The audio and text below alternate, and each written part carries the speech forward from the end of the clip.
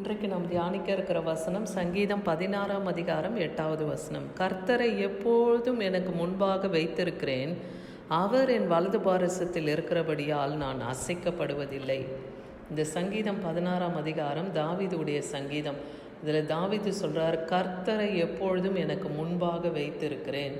கர்த்தரை தான் முன்னிறுத்தி அவர் வைத்திருக்கிறதுனாலையும் கர்த்தர் அவரது வலது பாரசத்தில் இருக்கிறதுனாலையும் நான் அதிகமாக அசைக்கப்படுவதில்லைன்னு சொல்கிறார். ஏன்னா எப்பொழுதுமே தாவீது எந்த ஒரு காரியத்திலையும் கர்த்தரை முன்னிறுத்தி தான் அவர் எல்லா எல்லைகளிலும் கடந்து போனார்னு பார்க்குறோம். தேவனுடைய ஒத்தாசையை பெற்று தான் அவர் எல்லா காரியங்களிலும் விடுதலை அடைந்தார்.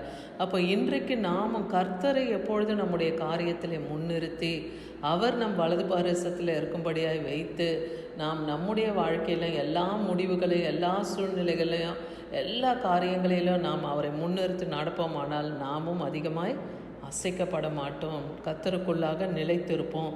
அப்போஸ்தலர் 2ஆம் அதிகாரத்துலேயும் 25லேருந்து 28 வசனம் வரைக்கும் வாசித்து பாருங்கள். இந்த வசனத்துலேயும் என்ன சொல்லப்படுகிறது? கர்த்தர் எனக்கு முன்பாக நான் வைத்திருக்கிறதுனாலையும் அவர் என் வலது பாரசத்தில் இருக்கிறபடியினால் நான் அதிகமாக அசைக்கப்படுவதில்லைன்னு சொல்கிறார். அதனால் என் இருதயம் மகிழ்ந்து என் நாவுகள் களி கூர்ந்து. அப்போ தேவன் நம் பட்சத்தில் இருக்கும்போது நம் இருதயம் எப்படி இருக்குமா? மகிழ்ந்து இருக்கும். நம் நாவு அவரை துதிக்கும். என் மாம்சம் நம்பிக்கையோடு தங்கி இருக்கும். அப்போ தேவன் நம்மோடு இருக்கிறார்னும் போது நம்முடைய நம்பிக்கை கூட தேவனிடத்தின் பேரில் இருக்கும்போது அது உறுதியாக இருக்கும் இல்லையா? என் ஆத்துமாவை பாதாளத்தில் விடீர், உம்முடைய பரிசுத்தர் அழிவை காண ஒட்டீர். நம்முடைய ஆத்துமாவை கூட கர்த்தர் பாதாளத்தில் விட்டுற மாட்டார். ஏன்னா அவர் பரிசுத்தர்களுடைய அழிவை அவர் காண மாட்டார். அந்த நம்பிக்கை தாவீதுக்குள்ளே இருந்தது. ஜீவ மார்க்கங்களை எனக்கு தெரியப்படுத்தினீர், உம்முடைய சன்னிதானத்திலே சந்தோஷத்தினால் நிரப்புவீர். அப்போ தேவனுடைய ஆலயத்தில் சன்னிதானத்தில் தான் அந்த சந்தோஷமோ சமாதானமோ அங்கே தான் நிரம்பியிருக்கு. தேவ பிரசன்னம் அங்கே இருக்கு இல்லையா? அதனால் என்னை நீ சந்தோஷத்தோடு நிரப்புவீர்னு சொல்லி தாவீது இங்கே தேவனை மகிமைப்படுத்துறதை பார்க்குறோம். அப்போ கர்த்தரை நாமும் வலது பாரத்தில் வைத்திருக்கும் போது அவர் நம் ஆத்துமாவை அழிவுக்கு விட மாட்டார். நம்மை என்ன பண்ணுவார்? அவருடைய சன்னிதானத்தில் நம்மளை சந்தோஷத்தினாலே நிரப்புவேன்னு சொல்கிறார். சங்கீதம் 121:5 பார்க்குறோம், கர்த்தர் உன்னை காக்கிறவர், கர்த்தர் உன் வலது பக்கத்திலே உனக்கு நிழலாக இருக்கிறார். இன்றைக்கி நம்மளுடைய பிள்ளைகள் கூட ஒரு எக்ஸாமுக்கு எதுக்குன்னா போகிறாங்கன்னா, இல்லை ஒரு வேலைக்கு போகிறாங்கன்னா, அப்போ பெற்றோர்களாகிய நாம் இந்த வசனத்தை நாம் பிள்ளைகளுக்கு வைத்து ஜெபிக்கலாம். எப்படி?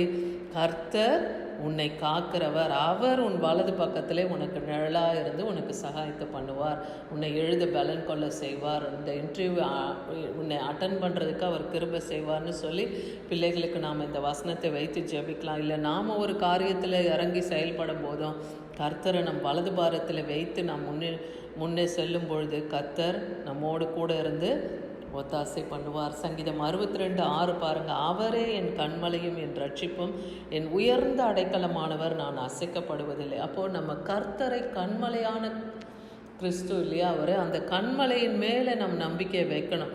அவர் தான் நமக்கு ரட்சிப்பு, அவர் தான் நமக்கு உயர்ந்த அடைக்கலம் இந்த பூமியில். அப்போது அவரே நமக்கு அடைக்கலமாக இருக்கும்போது நாம் அதிகமாக அசைக்கப்பட மாட்டோம். சங்கீதம் 73:23 சொல்கிறார், ஆனாலும் நான் எப்பொழுதும் உம்மோடு என் வலது கையை பிடித்து நீ தாங்குகிறீர்னு சொல்கிறார். எப்போவுமே நீங்கள் என்னுடைய கரத்தை பிடித்து நீங்கள் தாங்குகிறீர். ஏன்னா ஒரு குழந்தை கூட தன் தகப்பன் கையை பிடிச்சா அது விட்டுரும். ஆனால் தகப்பன் பிள்ளையை கரத்தை பிடித்து நடத்தும் போது அதை பத்திரமாய் நடத்துவார். அதுபோல் இன்றைக்கி தேவன் நம்முடைய வலது கரத்தை பிடித்தும் அவர் தாங்க வல்லமில்ல தேவனாக இருக்கிறார். சங்கீதம் 110:5 பாருங்கள், உம்முடைய வலது பாரசத்தில் இருக்கிற ஆண்டவர் தமது கோபத்தின் நாளிலே ராஜாக்களை வெட்டுவார். அப்போது தேவன் நம் பட்சத்தில் இருக்கும்போது கோபத்தின் நாட்கள், அதாவது தேவன் எழுந்து நியாயம் செய்கிற அந்த நாட்களிலே அவர் என்ன பண்ணுவார்? அந்த ராஜாவே தப்பு செஞ்சால் கூட அவர் அவங்கள வெட்டுவார்னு இங்கே தாவீது நம்புகிறார். சங்கீதம் 73:26 பாருங்கள், என் மாம்சமும் என் இருதயமும் ஆண்டு போகிறது, தேவன் என்றைக்கும் என் இருதயத்தின் கண்மலையும் என் பங்குமாக இருக்கிறார். அதுதான் அவர் நம்பிக்கை. அப்போது நமக்கு பலவிதமான பிரச்சனைகள், பாடுகள், சரீர பலவீனங்கள் எது வந்தாலும் அன்னைக்கு தாவீது என்ன சொல்கிறார்? என் மாம்சமும் இருதயம் கூட மாண்டு போகலாம், ஆனால் தேவன் என்றென்றைக்கும் என் இருதயத்தின் கண்மலை, என் பங்கு நீர்தான்ப்பா அப்படின்னு சொல்லி தேவனை அங்கே மகிமைப்படுத்துறத பார்க்குறோம். சங்கீதம் 109:31 பார்க்குறோம், ஆக்கினைக்குள்ளாக தீர்க்கிறவர்கள் நின்று எளியவனுடைய ஆத்மாவை ரட்சிக்கும்படி அவர் அவன் வலது பாரசத்திலே நிற்பார். ஆக்கினைக்குள்ளாக தீர்க்கிறவர்கள் நின்று, அப்போ தண்டனைக்கு உட்படுத்தப்படுகிற தீர்ப்பு செய்கிறவர்களுக்கு முன்னாடி கூட எளியவர்களுடைய ஆத்மாவை தேவன் ரட்சிக்கும்படியாக அவர்களுடைய வலது பாரசத்திலே அவர் நிற்கிறாராம்.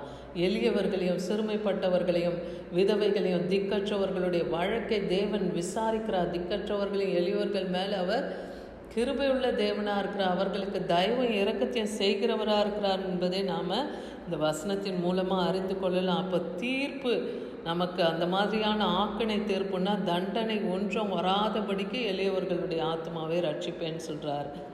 அப்போ யாரை தேவன் யாருடைய வலது பாரத்திலே அவர் இருந்தவர் அவர்கள் அசையாதபடிக்கு அவர்களை நிலை கொள்ள செய்வாராம். சங்கீதம் 15:5 பாருங்கள், தன் பணத்தை வட்டிக்கு கொடாமலும் குற்றமில்லாதவனுக்கு விரோதமாய் பரிதானம் வாங்காமலும் இருக்கிறான், இப்படி செய்கிறவன் என்றென்றைக்கும் அசைக்கப்படுவதில்லை. அப்போ யார் அசைக்கப்படுவதில்லை? பணத்தை வட்டிக்கு கொடாமல் குற்றம் இல்லாதவனுக்கு விரோதமாக பரிதானம், அதாவது மற்றவங்களை காட்டி கொடுக்கறதுக்கோ கொலை செய்கிறதுக்கோ பணத்தை வாங்கி செயல்படுறாங்க இல்லையா கைக்கூலிகளாக, அப்படி இல்லாமல் இருக்கும்போது அவர்கள் என்றென்றைக்கும் அசைக்கப்படுவதில்லை. அப்போ நம்ம வாழ்க்கையில் நம்ம தெரிஞ்சு கொள்ள வேண்டிய காரியங்களை இன்றைக்கி கர்த்தர் நமக்கு இந்த வசனத்தின் மூலமாக நம்மளோட பேசி கொண்டிருக்கிறத பார்க்குறோம். சங்கீதம் 139:18 பாருங்கள், அவைகளை நான் என்ன போனால் மணலை பார்க்கிலும் அதிகமாம், நான் விழிக்கும் போது இன்னும் மண்டையிலே இருக்கிறேன்னு இங்கே தாவீது சொல்கிறார். எவைகளை பார்க்கிலும், அதுக்கு முந்தின வசனத்தில் அவருடைய ஆலோசனை எனக்கு எத்தனை அருமையானவைகள், அவைகள் எவ்வளோ மிகுதியும் ஏராளமாக இருக்குது. வேதத்தில் கர்த்தர் நமக்கு எவ்வளோ காரியங்களில் நமக்கு ஆலோசனை சொல்லுகிறவராக இருந்து நம்மை வழிநடத்துகிறார் இல்லையா.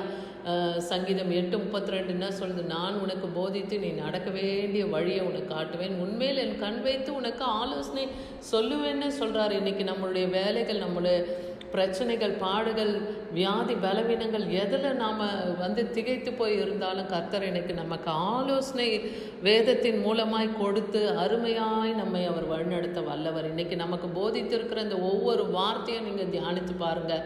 கர்த்தர் நமக்கு கண்மலையும் ரட்சிப்பும் உயர்ந்த அடைக்கலமாக இருந்து நமது வலது பாரசத்தில் அவரே இருந்து நம்முடைய மாம்சம் இருதயம் கூட மாண்டு போகாதபடிக்கு நம் இருதயத்தில் அவர் சந்தோஷத்தையும் மகிழ்ச்சியும் அவர் உண்டாக்குவார். எளியவருடைய ஆத்மாவை நான் ரட்சிப்பேன்னு சொல்கிறாரு.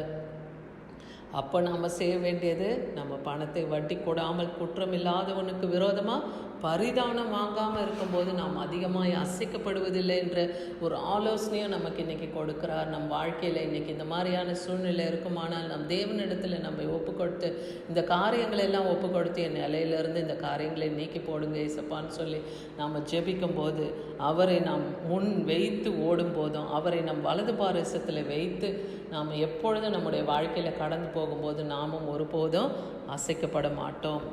ஆமீன்.